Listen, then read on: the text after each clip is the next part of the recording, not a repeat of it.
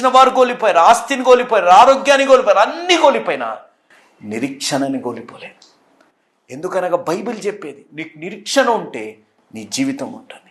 ఆయన జీవితంలో నిరీక్షణ ఉంది, అబ్రహాం గారి జీవితంలో నిరీక్షణ ఉంది, రూత్ గారి జీవితంలో నిరీక్షణ ఉంది, సంసోన్ గారి జీవితంలో నిరీక్షణ ఉంది. వారి జీవితాలు చిరస్థాయిగా మనకు ఒక ఆదర్శంగా దేవుడు నిలబెట్టే విధంగా దేవుడు చేశారు. ఈరోజు నీ జీవితాల నిరీక్షణ నువ్వు కలిగి ఉన్నావా? ఒక్కసారి నువ్వు ఆలోచించాలి.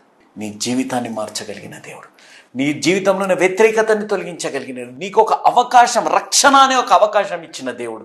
నీ జీవితాల్లో ఏది బంధించాలో ఆ శక్తిని నీకు ఇచ్చారు, ఏది నీ జీవితాల్లో ఆహ్వానించాలో ఆ శక్తి దేవుడు నీకు ఇచ్చారు. నీ జీవితాల ఐక్యతతోని నరకపు రాజ్యాన్ని ఎదుర్కొనే శక్తిని దేవుడు నీకు ఇచ్చారు. ఆ శక్తి నీ జీవితాల్లో రావాలి అంటే ఇదే అనుకూల సమయం, ఇదే రక్షణ దినం. ఉన్న పాటున ఉన్న చోటున మన పాపాలను ఒప్పుకుంటే దేవుడు మీ జీవితాల్లో గొప్ప కార్యాలు చేయాలని ఆశ.